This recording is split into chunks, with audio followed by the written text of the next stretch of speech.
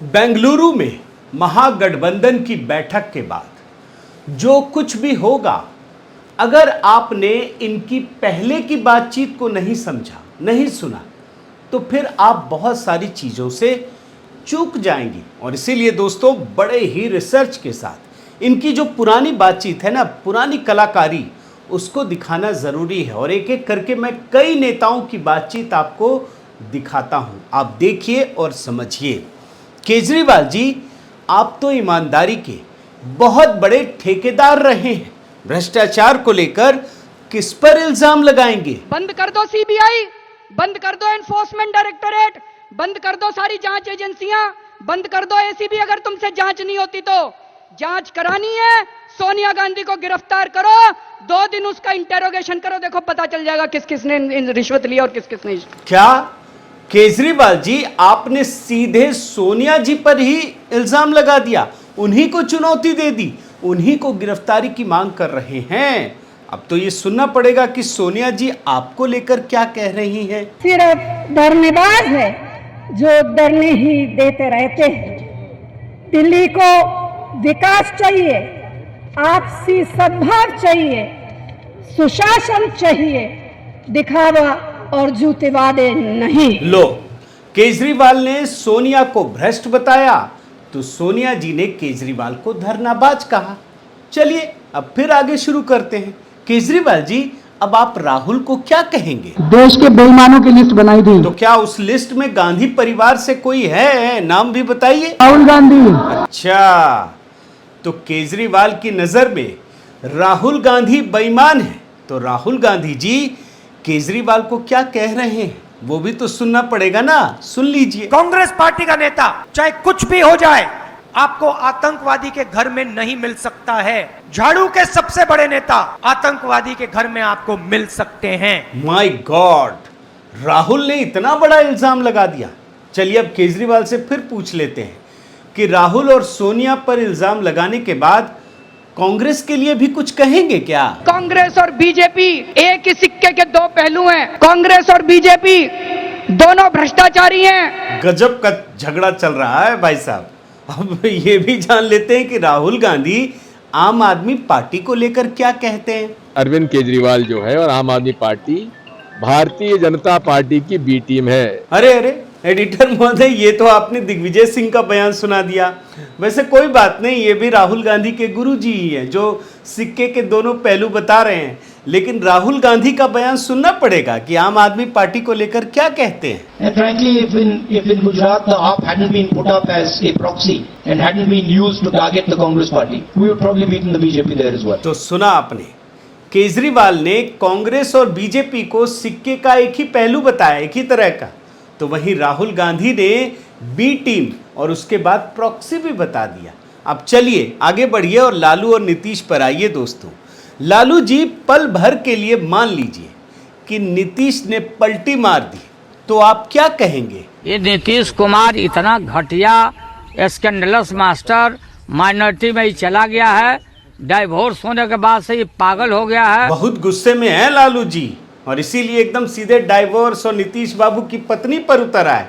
लेकिन कोई बात नहीं, नीतीश जी, लालू यादव पर आप क्या कहेंगे? किसी को चिंता है 8-8, 9-9 बच्चा बच्ची पैदा करता है, बेटी पर भरोसा ही नहीं। कई बेटियां हो गई तब बेटा हुआ, और आप सोच लीजिए कैसा बिहार बनाना चाहते हैं। बिहार में गजब की राजनीति चल रही है। मतलब लालू यादव पत्नी पर उतर आए तो नीतीश कुमार बच्चा बच्ची पर उतर आए। और जानते हैं दोस्तों, यही हाल, ऐसी ही जुगलबंदी नीतीश और राहुल की भी रही है। राहुल गांधी ने नीतीश को एक बार धोखेबाज कहा, तो नीतीश ने राहुल से कहा कि मोदी का विकल्प बनने की कोशिश मत करो। और यही नहीं, नीतीश ने सोनिया गांधी पर कभी झूठा ढोल पीटने का आरोप लगाया था। आप रिपोर्ट देख लीजिए। तो सोनिया गांधी ने भी बिहार के लोगों से कहा कि नीतीश कुमार से सावधान रहो। बयान सुन लीजिए। मैं आपको उन लोगों से भी सावधान करना चाहूंगी जो समय समय पर अपना चेहरा बदल कर आपके सामने आ रहे हैं, और वे लोग जो कल तक भाजपा के साथ थे और अचानक सेक्युलर माफिया बन गए। वैसे यूपी के दो लड़कों की लड़ाई नहीं देखी तो क्या देखी? अखिलेश ने कांग्रेस को खूब खरी खोटी सुनाई थी, देख लीजिए। जो आज देश के सामने मुसीबतें हैं वो कहीं न कहीं कांग्रेस की गलत नीतियों के कारण है। तो दूसरे लड़के राहुल गांधी ने भी अखिलेश यादव को कहीं का ना छोड़ा, सुन लीजिए। अगर आप समाजवादी पार्टी को देखें तो उनके पास एक नेशनल विचारधारा नहीं है। और हाँ, सोनिया गांधी और शरद पवार का मुद्दा भूल गए हो दोस्तों, तो याद दिलाना जरूरी है। जिस शरद पवार ने सोनिया के विदेशी मूल के मुद्दे पर कांग्रेस में बगावत कर दी थी, वही शरद पवार उन्होंने ही बाद में अपने ही सिद्धांतों से समझौता कर लिया और कहा कि सोनिया का विदेशी मूल का मुद्दा कोई मुद्दा ही नहीं है। और इतना ही नहीं, थोड़ा और आगे बढ़ते हैं। केजरीवाल और लालू यादव की जो लड़ाई है ना, वो भी बड़ी दिलचस्प है दोस्तों, याद दिलाना जरूरी है। बड़े पुराने बयान निकाल कर लाया हूं। केजरीवाल लालू को कोस रहे थे कि भ्रष्टाचार का संगीन आरोपी संसद के भीतर बैठा है। बयान सुनिए। कई सांसद ऐसे हैं जिन पर समय समय पर भ्रष्टाचार के संगीन आरोप लगते रहे, जैसे श्री सुरेश कलमाडी, श्री ए राजा, श्रीमती कनिमोई, श्री लालू प्रसाद यादव। क्या ऐसे लोगों की मौजूदगी से संसद की गरिमा बढ़ती है? और जानते हैं, केजरीवाल की बात सुनकर जो ईमानदारी के सबसे बड़े ठेकेदार थे, उसी संसद के भीतर बैठकर लालू यादव केजरीवाल का मजाक उड़ाते थे। सुन लीजिए। केजरीवाल है कोई, बताइए केजरीवाल, ये हम लोग का मार्गदर्शक बना हुआ है, लोग ये हम लोग को टीच कर रहा है, ये हमको पढ़ा रहा है। वैसे एक लड़ाई दोस्तों बंगाल की भी है, जहां कांग्रेस, टीएमसी और लेफ्ट तीनों आपस में लड़ रहे हैं। कांग्रेस के नेता प्रतिपक्ष खुलकर ममता बनर्जी पर गंभीर आरोप लगाते हैं, लड़ते हैं, संघर्ष करते हैं। सुन लीजिए। बंगाल में हमारे साथ संघर्ष ममता बनर्जी की जारी है। और उधर ममता बनर्जी न केवल कांग्रेस को धमका रही है, बल्कि लेफ्ट को भी चुनौती दे रही है। बयान सुनिए, ट्रांसलेशन भी पढ़िएगा। सीपीएम कांग्रेस बीजेपी के विदाय दिन তিনটে একজোট হয়েছে আর এরা কালো আমায় গালাগালি দিচ্ছে, মহাঘোট করবে, মহাঘোট আমি ভেঙে দেব। तो जानते हैं दोस्तों, लेफ्ट भी बता रहा है कि कैसे ममता सरकार ने लोकतंत्र की हत्या कर दी। अब मजेदार चीज देखिए दोस्तों कि एक दूसरे से लड़ने वाले यही लोग बेंगलुरु में एक साथ इकट्ठा हो गए, एक दूसरे के साथ गलबहियां करने लगे। तो ऐसे में ये सवाल तो पूछना जरूरी है ना कि आखिर वो कौन सी मजबूरी है जो इन्हें एक साथ एक मंच पर लेकर आ गया है। ये जो लड़ रहे थे, इतने सारे मतभेद हैं, वो सब के सब गलबहियां करने लगे। इसके अलावा एक बात और कि जो कांग्रेस, जो सोनिया गांधी, जो राहुल गांधी कल तक केजरीवाल के आगे एकदम डटकर खड़ी थी कि अध्यादेश पर समर्थन नहीं देंगे, वो अचानक कैसे झुक गई? वो भी तब जब उसे पता है कि वो आत्मघाती कदम है। आज के वीडियो में दोस्तों इसी को डिकोड कर रहा हूं। साथियों नमस्कार, मैं हरिश्चंद्र बांडवाल। बेंगलुरु में महागठबंधन के नेताओं की जो बैठक है वो शुरू हो गई है और सारे लोग मिल चुके हैं। उसके बाद डिनर पार्टी कल की, डिनर क्या, एकदम झक्कास पार्टी। इतने बड़े बड़े नेता एक जगह एक मंच पर जो गाली दे रहे थे एक दूसरे को फूटी आंख नहीं सुहा रहे थे, वो एक मंच पर उपस्थित है। और इसके बाद फिर आप तय कर लीजिए 2024 के लिए लोकतंत्र खत्म होने वाला नैरेटिव। लेकिन सवाल यह है दोस्तों कि आखिर सोनिया गांधी, राहुल, कांग्रेस जो महीने भर तक अध्यादेश के मामले में केजरीवाल को भाव तक नहीं दे रहे थे, वो अचानक कैसे तैयार हो गए, वो क्यों झुक गए? और वो भी तब जब कांग्रेस की जो पंजाब इकाई है, कांग्रेस की जो दिल्ली इकाई है, बड़े बड़े नेता हैं, वो इनके खिलाफ खड़े हैं।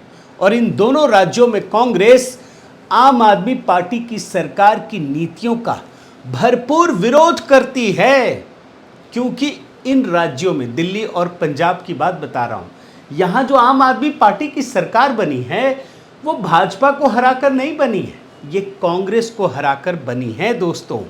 इसका मतलब है, और ये समझने में कोई रॉकेट साइंस नहीं है, कि कांग्रेस का हाई कमांड उसने जो ये फैसला लिया है वो अपने ही नेताओं के विचारों के खिलाफ लिया है, क्योंकि कांग्रेस को भी पता है कि वो जो काम कर रही है ना, आला कमान की बात कर रहा हूँ, इस फैसले से उनका अस्तित्व खत्म हो जाएगा। कांग्रेस पार्टी के अधिकांश नेता बचा चुके हैं दोस्तों कि ये जो केजरीवाल कर रहे हैं ना अध्यादेश का विरोध, वो इसलिए कर रहे हैं क्योंकि वो भ्रष्टाचार के मामले में गंभीर रूप से फंसे हैं। अगर उन्हें ट्रांसफर पोस्टिंग का अधिकार मिल गया तो बिल्कुल वो खुलेआम सब कुछ करेंगे, मनमाने तरीके से करेंगे, और वो सारे काम करेंगे, वो सारे हथकंडे अपनाएंगे जिससे वो भ्रष्टाचार के मामले में बच सके। और इनको अगर छूट दे दिया गया तो ये सिर्फ भ्रष्टाचार के मामले में बचेंगे ऐसा नहीं है, बल्कि बाकी राज्यों में भी कांग्रेस को नुकसान पहुंचाएंगे। और ये कांग्रेस के नेता बता रहे हैं दोस्तों, बहुत सारे तर्क गिनाए थे। अब उन बातों पे जाने का कोई मकसद नहीं है, क्योंकि अजय माकन ने तो पूरा एक लेख लिख करके बताया था। और इतना ही नहीं, केजरीवाल कांग्रेस के भरपूर खिलाफ हैं। उनको जब मौका मिलता है कांग्रेस को वो सूली पर टांग देते हैं। और इसका उदाहरण भी दिया गया, ये वही केजरीवाल हैं जिन्होंने 1984 के दंगों के लिए राजीव गांधी से भारत रत्न वापस लेने का प्रस्ताव दिल्ली विधानसभा में पारित कर चुके हैं। ये कारनामा केजरीवाल ने ही किया है और कोई नहीं कर पाया। और केजरीवाल ये सारे घटनाक्रम को आप ध्यान में रखिए, सारी घटनाओं को, जिस तरीके से ये विपक्ष के नेताओं से मिले, केजरीवाल अकेले ऐसे नेता हैं जो हर पार्टी को मना चुके हैं और जो नहीं माना उसको झुका भी चुके हैं, जैसे कांग्रेस को झुका चुके हैं। ऐसे में दोस्तों जब केजरीवाल पूरी ताकत के साथ बेंगलुरु की बैठक में सम्मिलित हुए हैं और वहां पर अपनी धमक दिखा रहे हैं, तो इस सवाल का जवाब तलाशना ज़रूरी है कि आखिर कांग्रेस ने, आखिर गांधी परिवार ने घुटने क्यों टेक दिए। अब कांग्रेस ने क्यों घुटने टेके, इसका जवाब भी मैं आपको दे देता हूं। कहीं नहीं देखा मैंने, किसी भी main stream media, social media में भी नहीं देखा दोस्तों। आप देख लीजिए, ये केजरीवाल की वो चाल है जो पंजाब में हाल के दिनों में की गई है। दरअसल उन्होंने पंजाब में भ्रष्टाचार के मामले में कांग्रेस के नेताओं को लपेटना शुरू कर दिया है। आप देखिए, अभी कुछ दिन पहले कांग्रेस की सरकार के जो उप मुख्यमंत्री रहे ओपी सैनी, उनको भ्रष्टाचार के मामले में गिरफ्तार कर लिया गया। और इससे पहले दोस्तों पंजाब के मुख्यमंत्री भगवंत मान ने कांग्रेस के मुख्यमंत्री चन्नी को लगातार भ्रष्टाचार के मामले में घेरते रहे। और यही नहीं, कांग्रेस के समय में एक जो मुख्तार अंसारी का मामला था, उस केस को भी खोल दिया ताकि कांग्रेसी सरकार के कुकर्म सामने आ सकें दोस्तों। इसका मतलब ये है कि जिस भ्रष्टाचार के मामले में कांग्रेस गले तक फंसी है, उसी भ्रष्टाचार के मामले में केजरीवाल ने और उसे फंसाना शुरू कर दिया। केजरीवाल को पता है दोस्तों कि हम तो डूबे हैं, हम तो बचेंगे नहीं, क्योंकि इनके तो 2 मंत्री फंस गए और इन्हीं के नेतृत्व में सारी चीज़ें हुई।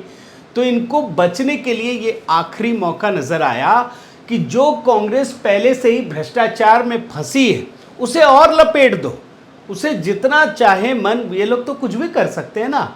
तो ये काम कांग्रेस ने, केजरीवाल जी ने किया है। यानी हम अगर नहीं बचेंगे तो तुमको भी नहीं छोड़ेंगे। और इसी बात पर कांग्रेस को ये समझ में आ गया कि तुम हमारे भ्रष्टाचार में हमको छोड़ दो, हम तुम्हारे भ्रष्टाचार में तुमको छोड़ देंगे। और ये भी याद रखिए दोस्तों कि ये जो पूरा कुनबा इकट्ठा हुआ है ना बेंगलुरु में, इसमें अधिकांश पार्टियों के खिलाफ भ्रष्टाचार के संगीन मामले हैं। कोई ना कोई नेता भ्रष्टाचार के आरोप में बुरी तरह से फंसा हुआ है।